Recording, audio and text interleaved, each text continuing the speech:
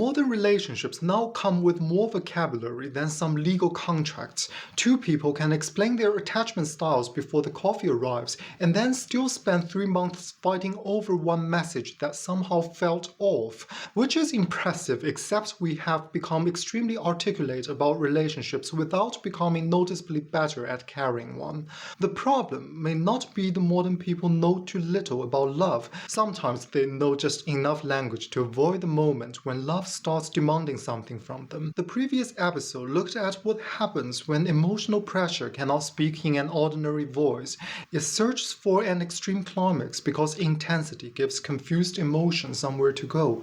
But once the pressure is gone, the original problem is often still sitting there, completely unresolved, and emotion can become incredibly intense without becoming any clearer. So this final episode is not about suppressing desire. I want to ask what happens when desire is no longer allowed to keep restarting and has to become part of an actual life.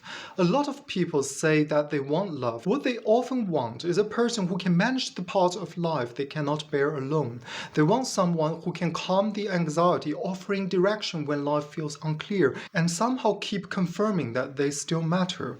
There is nothing shameful about needing comfort from the person you love. But if everything collapses the moment they stop calming you down, you have to wonder whether you loved the person or the function they were performing for you. A lot of relationships quietly become arrangements where each person expects the other to carry something they cannot manage alone. It sounds harsh, but you have probably seen some version of it. One person may end up carrying all the confidence, while the other is expected to keep the relationship emotionally soft. At first, it feels like completion. Later, both people become frightened whenever the other stops playing the assigned role. The person assigned to be strong is punished for getting tired, while the one assigned to be gentle eventually discovers that even anger threatens the whole arrangement. At that point, they are no longer really beating each other. They are maintaining a private arrangement in which each person carries the part the other refuses to develop. This is where projection enters. Projection sounds technical, but the experience is ordinary. You meet someone who seems to embody a quality you have never learned to live yourself. You might admire someone's courage because you have spent years negotiating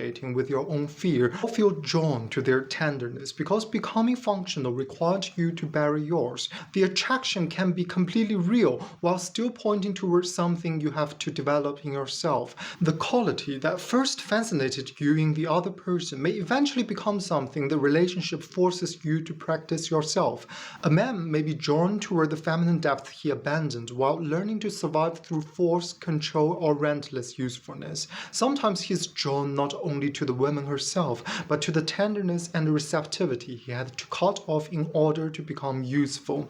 If he keeps taking those qualities from her without developing any of them himself, she eventually becomes a source he depends on rather than a person he can fully meet. The reverse can happen when a woman admires a man's direction so deeply that she never develops confidence in her own decisions. She may love his structure while remaining afraid of her own capacity to decide. Over time, admiration can turn into dependency. He then has to remain decisive all the time because the relationship no longer knows what to do when he becomes uncertain. I'm using masculine and feminine symbolically here, not as a new personality system. Men and women are not interchangeable, but neither sex becomes whole by permanently assigning every receptive quality to women and every directional quality to men. But nobody becomes mature by permanently asking another person to carry every quality they have neglected in themselves. Love becomes serious when the quality you first demanded from another person becomes part of your own discipline. That is why real love is not merely a feeling. Feeling may begin a relationship, but it cannot handle everything the relationship will eventually place on. Confucius says in the Analects, "At 70, I could follow what my heart desired without transgressing what was right." What matters here is that maturity does not mean becoming empty of desire. desire. He describes a condition where desire and right order are no longer fighting each other.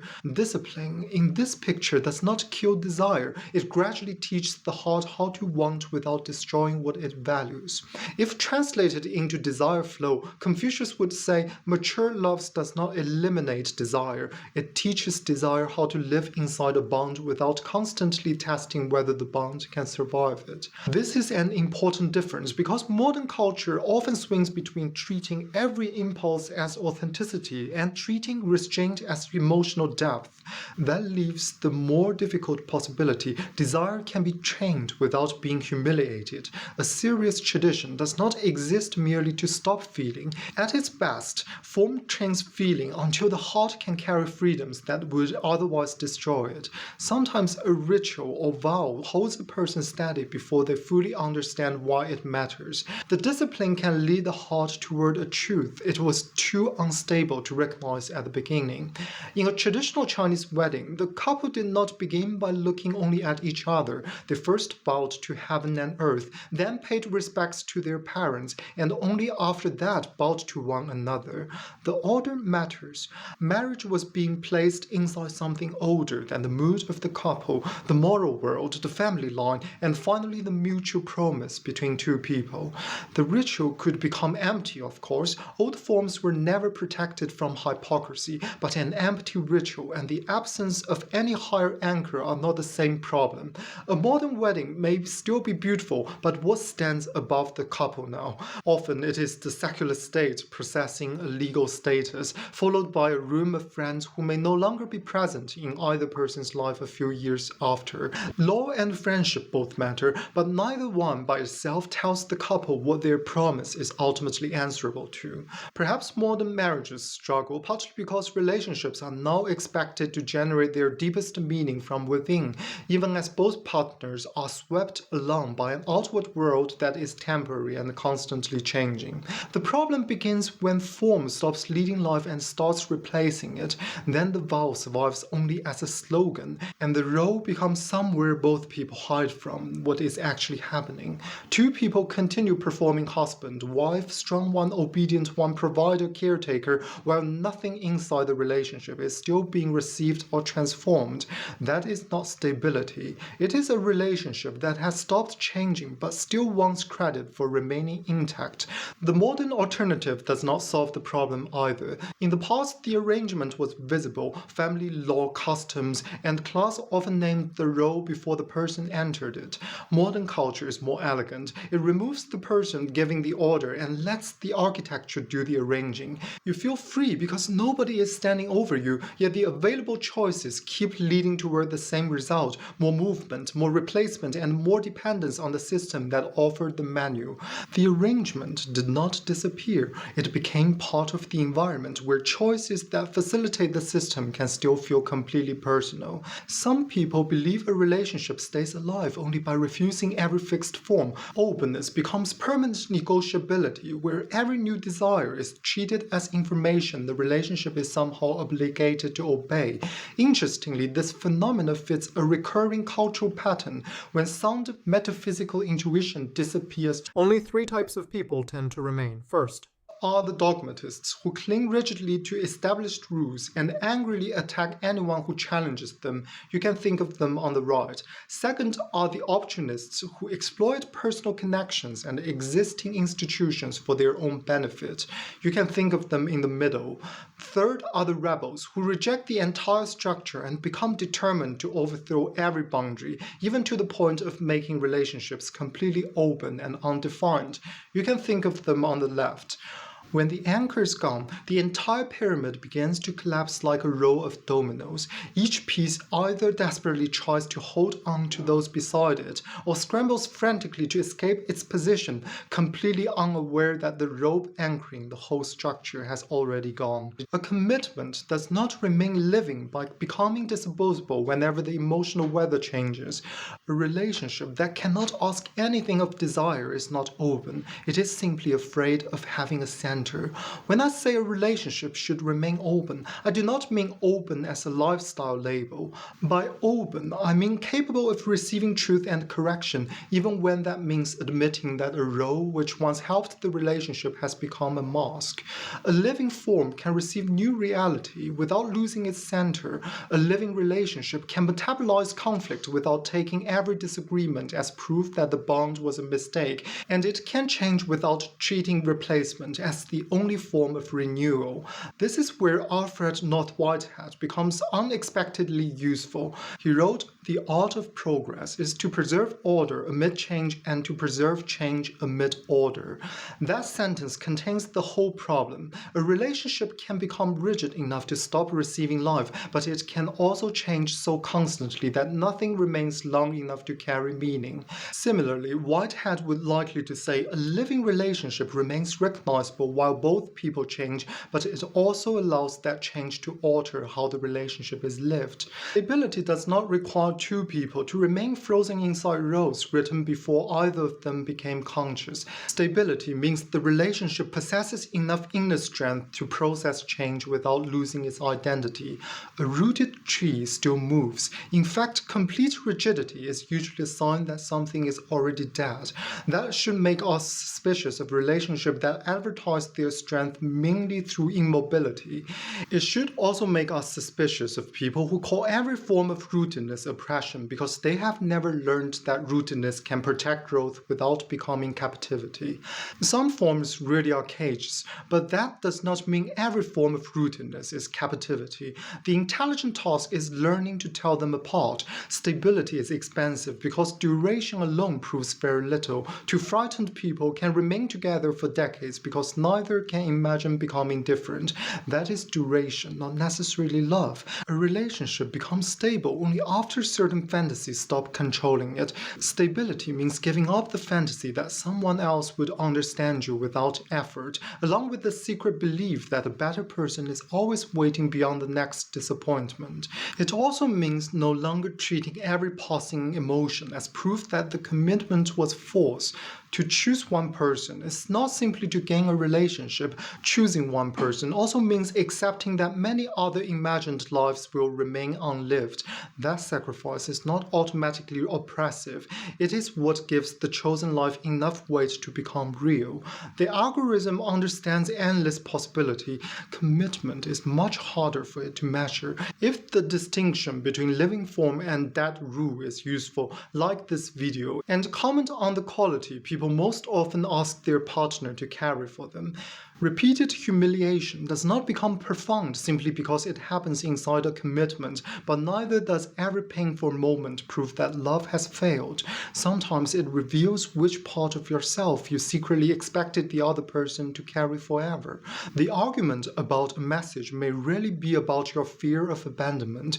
The fight over direction may reveal that neither person wants to bear the moral weight of choosing. Conflict becomes useful when both people stop using it to prove who is guilty and start asking what it is exposing. This is what it means for a relationship to metabolize problems. Metabolizing a problem means letting the conflict change how the relationship actually works, rather than simply surviving until the tension fades. Sometimes the pattern has to end so the bond itself has a chance to remain alive. That is the openness I mean. I do not mean infinite availability or refusal of fidelity. I mean an openness deep enough to let truth alter the relationship without allowing every appetite to rule it. Eventually, love meets money, exhaustion, family history, and the ordinary question of what tomorrow is supposed to look like. If it cannot survive ordinary life, the spiritual language around it may only be protecting a fantasy. A relationship becomes real when it creates something neither person owns completely. A home may emerge, a vow may begin carrying weight beyond the mood of the person who made it. Over time, the relationship becomes something more than either person's mood. It develops a history, obligations, and a direction that both people are responsible for. That shared reality should deepen both individuals. It should not erase them. Unity does not require either person to disappear. It means two distinct lives becoming responsible for something neither could build alone. This is where Tao enters. I'm not using Tao to mean a vague sense that everything is flowing or as spiritual permission to avoid making decisions conditions. Here, it means desire has found a path capable of carrying it beyond the moment of appetite. Instead of moving from one possible object to the next, desire begins to confront a more difficult question: what kind of person must I become to carry what I claim to love? The answer is not to destroy the material side of life and worship feeling. A life built only on feeling becomes unstable, while structure that has lost contact with feeling eventually becomes mechanical. Love forces the visible life and the invisible life to answer to one another. Private desire has to survive contact with public action, and promises have to remain alive enough to receive truth. Eventually, feeling should become a life that another person can safely share. That is why sacred love is difficult for the modern operating system. Hunger is easier to redirect because every new signal can be sold as a new identity. That becomes harder once desire has acquired memory, responsibility, and a recognizable form. Sacred love still moves and changes, but it changes around the center. Its form remains alive because it can receive transformation without forgetting what it is. Maybe that is what stability really means. Stability is neither a refusal of change nor a devotion to change for its own sake. Learning how to pass through change without betraying the truth that made the relationship worth choosing.